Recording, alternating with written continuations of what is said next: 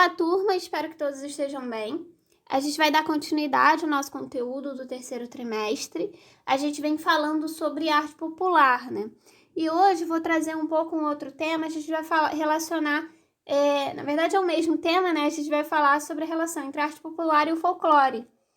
Então, como a gente veio vendo, né, a arte popular ali, ela tem essa ligação com ser uma arte, né, que é associada ali a esse conhecimento do povo, né, que é feita pelo povo, que aí, como a gente viu, né, é feita de uma forma ali mais artesanal, não se tem um estudo técnico sobre isso, né, uma faculdade. Os artistas geralmente eles são artesãos ali que vão aprendendo na prática uns com os outros. E sempre ligado ali aos temas, geralmente ligado à cultura e às crenças, né, populares. Bom, como eu falei, né, essa arte popular ela vai estar ligada a essa cultura popular. E para a gente entender um pouco melhor, né, eu trouxe uma definição aqui do que é a cultura, que é do Edward B. Taylor, e que ele diz que a cultura é um todo complexo que abarca conhecimentos, crenças, artes, moral, leis, costumes e outras capacidades adquiridas pelo homem como integrante da sociedade. O que isso quer dizer? Que a cultura, ela vai, quando ele fala, né, que abarca, quer dizer que ela abrange, né, ela contém ali toda a relação com as crenças, então a religião e as outras, né, crenças ali que se tem numa sociedade, a arte que é feita também, ela faz parte da cultura, os costumes, a culinária, as leis, né, as tradições, tudo isso faz parte da cultura de uma região. E aqui no Brasil, como a gente já sabe, né, a cultura brasileira ela foi formada ali por influência de outras culturas, né? E as principais ali que formaram a base da cultura brasileira, a gente vai ter a cultura indígena, né, com os nativos, né, indígenas do nosso país, a cultura europeia, que vem ali principalmente com os portugueses, mas vai ter também um pouco de influência italiana, um pouco de influência espanhola, mas principalmente ali dos portugueses, que foram, né, os principais colonizadores mesmo do país. E a cultura africana, que vem com os povos, né, africanos que foram trazidos para cá para serem escravizados pelos colonizadores. Então, tendo isso em mente, essa cultura brasileira ela vai ter essas diversas influências. E por conta disso também a arte que é feita aqui também vai ter diferentes influências, né, por conta dessa cultura.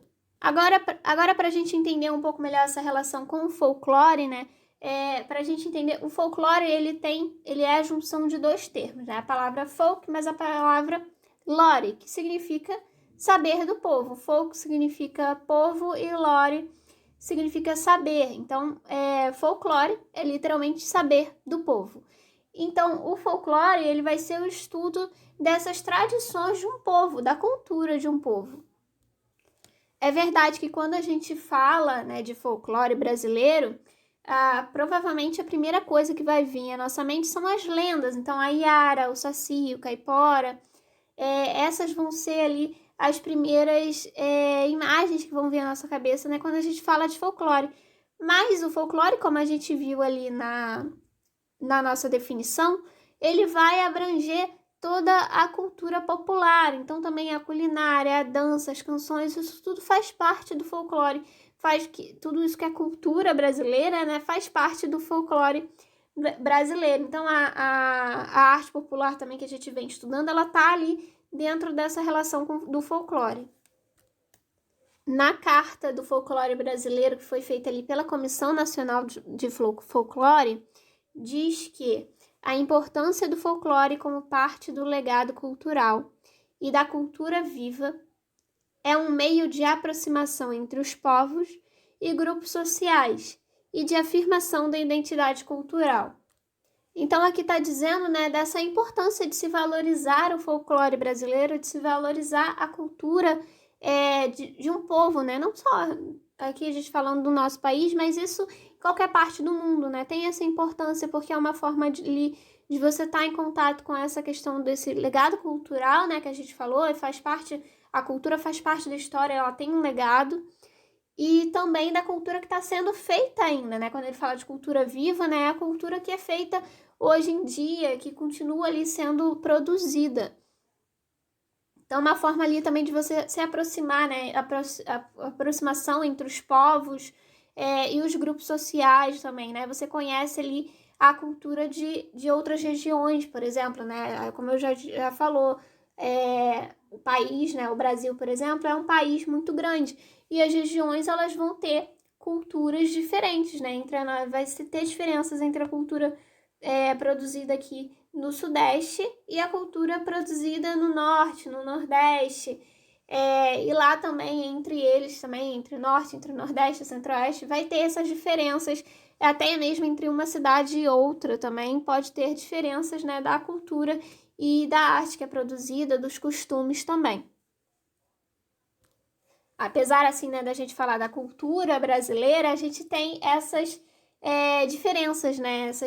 Essa diversidade muito grande. É uma coisa que a gente sempre fala, que a cultura brasileira, ela tem uma diversidade muito grande, por conta até dessas várias influências, né, que a gente recebeu, como eu falei, e também dessa questão geográfica ali, de ser um país, né, muito grande, com regiões, assim, muito afastadas, e que vai ter alguns lugares vai ter mais influência da cultura indígena, outros mais da cultura africana, e assim vai.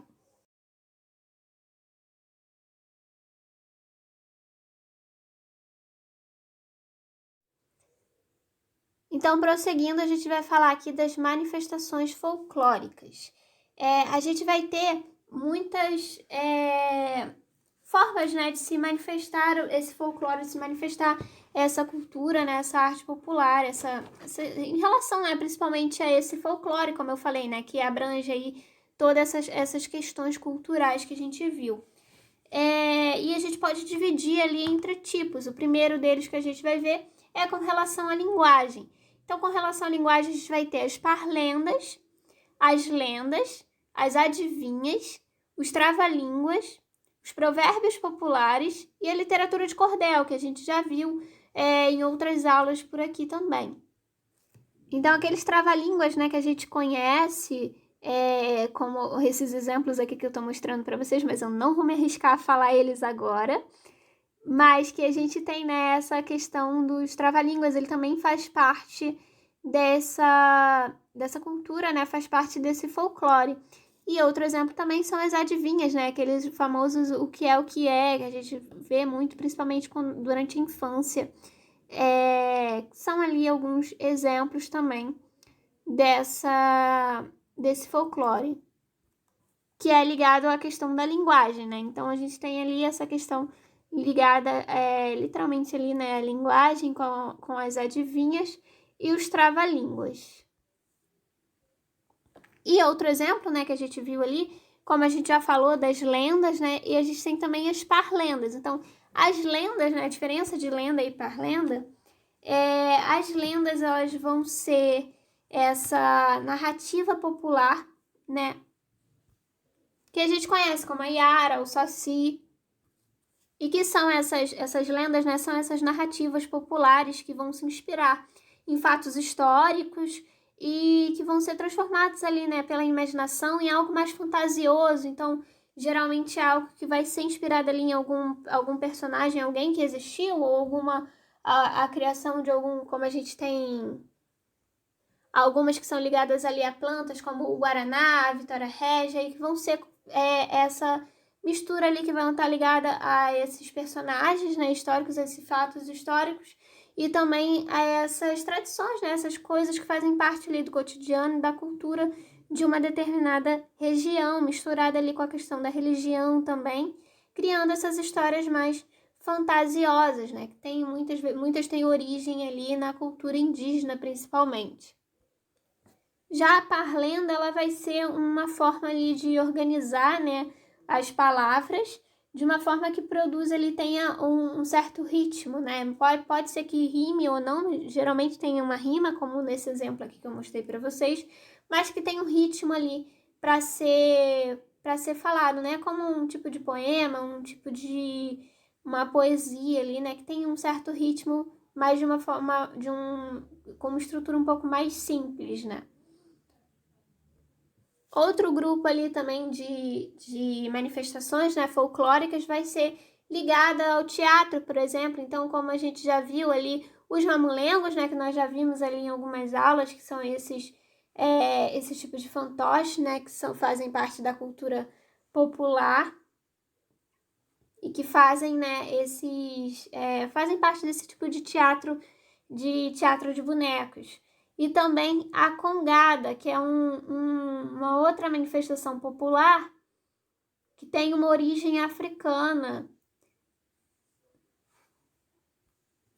que vai trazer aí a população negra, né, representando o combate entre as tribos africanas e os colonizadores brancos. Então, a gente tem esses dois exemplos aqui que são ligados, né, de certa forma, à representação e ao teatro. Já com relação à música, né, a gente vai ter ali tem vários exemplos, né, da música popular, da própria MPB, ou as músicas ali ligadas às festas populares, né, como a gente já viu, ou às festas juninas, ou ao próprio carnaval com as marchinhas, como a gente já viu anteriormente em outras aulas. E aqui a gente vai ter também como exemplo, principalmente as cantigas, como as cantigas de niná, e as cantigas de roda, né, que fazem parte ali das brincadeiras de roda. Isso também é tido como uma manifestação folclórica. E já com relação à dança, nós temos aqui alguns exemplos, como o samba de roda, o frevo, que nós já vimos em algumas aulas, o maracatu, o baião, a catira e a quadrilha, além de outras, né, danças populares que fazem parte do folclore brasileiro. O samba de roda, por exemplo, é esse daqui da imagem que nós estamos vendo nessa parte.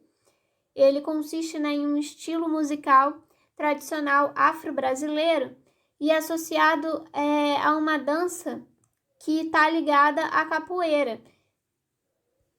Então, vai ser um tipo de dança ali que está ligado também à questão da capoeira. A capoeira também é um tipo de luta que também tem uma ligação ali com a dança. E o samba de roda, ele é feito, né, nesse mesmo contexto, nesse mesmo estilo. E vai ter utilização ali na música, né? Vai ter utilização de instrumentos como o pandeiro, o atabaque, o berimbau, o chocalho, e também sempre acompanhado ali pelas palmas, assim como também é uma roda de capoeira, né? Então a gente tem também essa roda de samba. E outro exemplo é o maracatu, que está nessa outra imagem aqui que nós estamos vendo. E o maracatu vai ser uma manifestação de origem africana também, que vai ser inserida ali principalmente na questão do carnaval, né, no ciclo carnavalesco. Ela tem, né, simboliza, né, tem como símbolo, entre outras coisas, a coroação dos reis do Congo, como a gente falou, né, que está ligada lá à congada que a gente viu na imagem anterior. E aqui a gente vai ter ela é feita, né, de uma forma ali de cortejo, vai ter esse tipo de dança, então, e música, né, ligada ao maracatu. Tem essa ligação com o Congo também, e com a tradição, né, da cultura africana ali. E nesse exemplo também a gente vai ter participação de personagens como os reis, né, a rainha, os escravos, os vassalos ali que fazem parte, né, que seriam personagens ligados ali à questão da corte real. Então é uma dança, mas também tem uma ligação ali com essa questão da representação que nós vimos no slide anterior. Temos ainda como exemplo da dança o baião, que é um tipo de dança, né, típico do Nordeste, e que é ligado, né, ao tipo de música também, né, o baião, que ganhou muita mais popularidade no resto do país, né, além do Nordeste, com a música, né, feita pelo sanfoneiro Luiz Gonzaga, a partir ali de 1946, mais ou menos. Temos também a catira, que vai ser uma mistura, né, uma dança folclórica que mistura ali as origens africanas, espanholas e também portuguesas, que é essa imagem aqui do centro que nós estamos vendo. E também é caracterizada, né, pela questão da batida das mãos e dos pés. Então a gente está vendo aqui, né, que as pessoas que estão participando, elas batem palmas e tem muito essa questão da batida dos pés também, fazem parte ali da dança, dos movimentos que são feitos na dança. E outro muito conhecido por todos é a questão da quadrilha, né, que é uma tradição folclórica e cultural introduzida no Brasil, mais ou menos ali no início do século XIX, com a vinda da corte real portuguesa. Então é algo que vai ter origem ali com a cultura portuguesa dos colonizadores, mas que foi sendo adaptada, né, com o passar dos anos, com o passar dos séculos, com outras questões culturais aqui mais típicas do nosso país. Mas vai ter uma relação também com as missões francesas, né, que tiveram também nessas regiões, quando a gente pensa também nos termos que são utilizados durante a dança, como en arrière, que são termos em francês. Bom, por hoje eu vou encerrando por aqui. Na próxima aula a gente dá continuidade ao nosso conteúdo. Como sempre, se tiverem alguma dúvida, vocês podem entrar em contato comigo e a gente se vê então na próxima aula.